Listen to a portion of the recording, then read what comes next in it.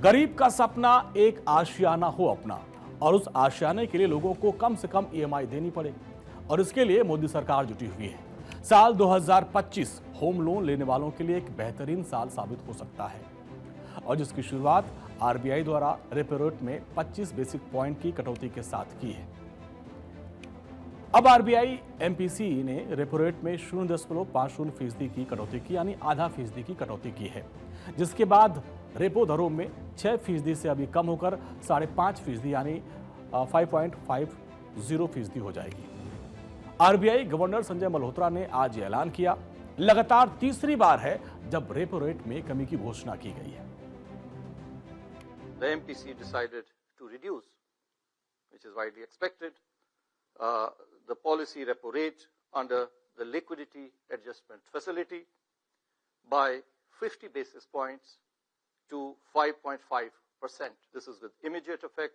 Consequently, the standing deposit facility rate, which is the STF rate, shall stand adjusted to 5.25%.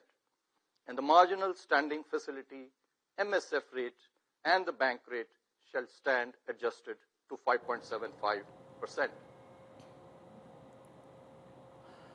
इसके पहले फरवरी और अप्रैल में भी 0.25 बेसिक पॉइंट की कटौती की गई थी, यानी 6 महीने में रेपो रेट में 100 बीपीएस यानी 1% की गिरावट आई है।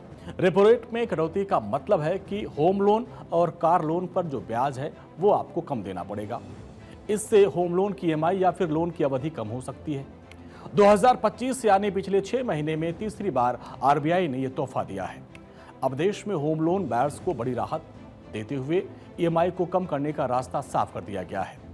अब ये बैंकर्स पर निर्भर है कि वो लोन वाले ग्राहक को कितनी राहत देते हैं। रेपो रेट में कमी आने से होम लोन, व्हीकल लोन जैसी ईएमआई कम होने की उम्मीद है। इससे आम आदमी को महंगाई से कुछ राहत मिल सकती है। वहीं वो लोन जो लोग लेना चाहते हैं उन्हें भी कम ब्याज दर पर लोन मिलेगा।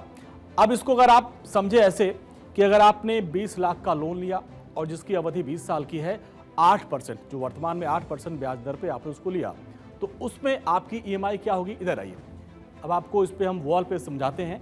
वॉल पे बेहतर तरीके से इस चीज़ों को आप समझ पाएंगे। अब देखिए, लोन आपने 20 लाख रुपया लिया और 20 साल के लिया और ब्याज दर क्या था, 8%। अब इसकी ईएमआई क्या आएगी, 16,729 रुपया, और जिसमें कुल जो ब्याज होगा वो 20,14,000 का होगा, यानी कुल जो रकम आपको चुकानी पड़ेगी वो होगा 40,14,000 रुपए की। अब ऐसे में जब बदलाव देखिए, 20 लाख 20 साल के लिए, अब जो इसमें कटौती की गई है 0.50% की, यानी अब आपको 8 की जगह 7.5% ब्याज देना पड़ेगा। फिर इसमें क्या होगा, जो आपकी ईएमआई है वो घट जाएगी।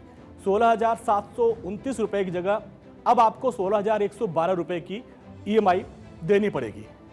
और इसके अलावा फिर अब आप देखिए, जो आपका कुल ब्याज है वो 18,66,000 हो जाएगा, और ओवरऑल जो आपको देना पड़ेगा वो 38,66,000 रुपए। यानी इस तरीके से आपकी ईएमआई में कमी आएगी और लगभग करीब 1.5 लाख रुपए की बचत आपको हो पाएगी।